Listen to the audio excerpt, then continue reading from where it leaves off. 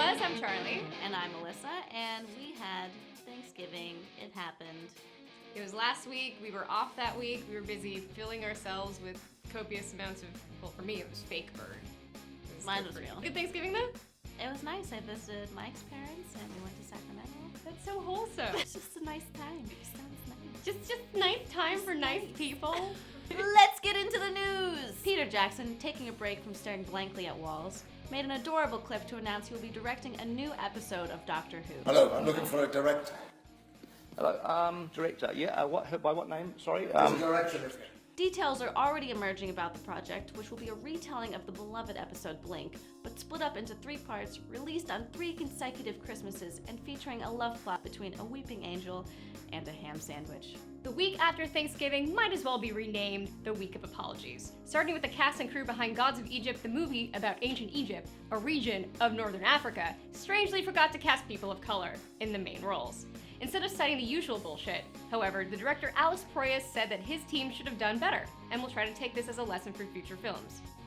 Good for you, Alex Proyas. I may just watch this movie on Netflix while I'm cleaning my kitchen in another room.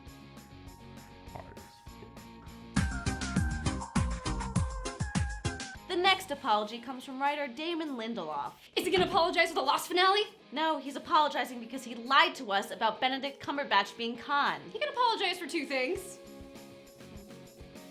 Apologizing for nothing is George Lucas. Our divorcee uncle will always care about, but hope gets a new hobby. He was profiled in the Washington Post this week. Among the Star Wars related things discussed, Lucas defended his infamous decision to change the cantina scene so that Greedo shoots Han first, saying that when you're John Wayne, you don't shoot people first, you let them have the first shot, which makes complete sense when someone wants to kill you at point-blank range. Mr. Lincoln. The National Board of Review has named Mad Max as the best film of the year, leading many to believe the film has a chance for Oscar Gold. Chrome.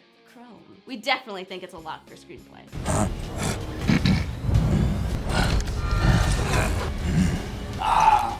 Did you hear the one about Leonardo DiCaprio getting raped twice by a bear in The Revenant? Well, it's not true.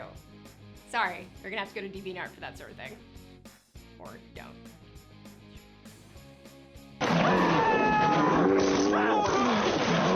Ha! You ain't going nowhere, cutie.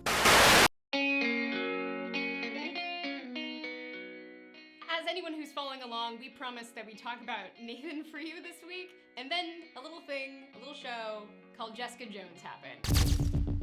In my line of work, you gotta know when to walk away, but some cases just won't let you go. The second in the Defender series Netflix is producing that will feature Daredevil, Jessica Jones, Luke Cage, and Iron Fist. If you want to know how I feel about Jessica Jones just right off the bat, it looks a lot like this.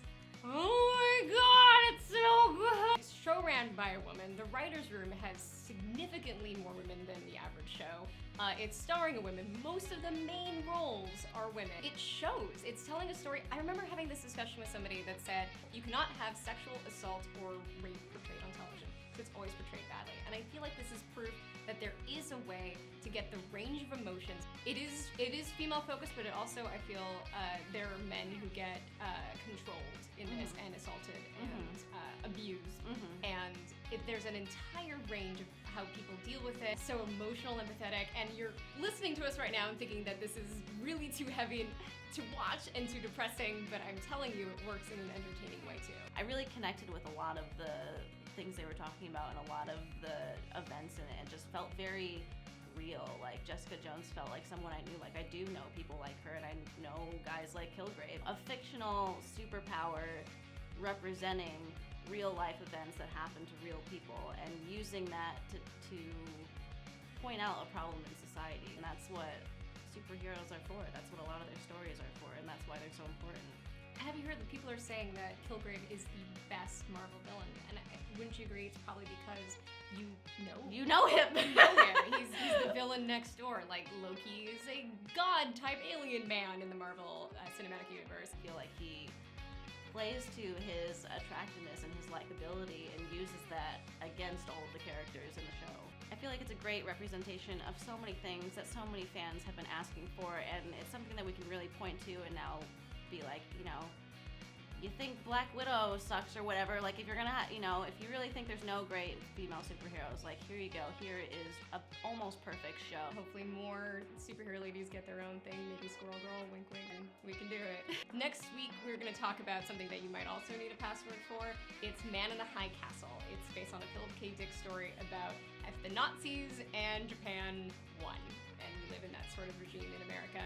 We'll see if Nazis will brighten your day or make you frown. You never know. That was the Geek That Was. It happened, let it go.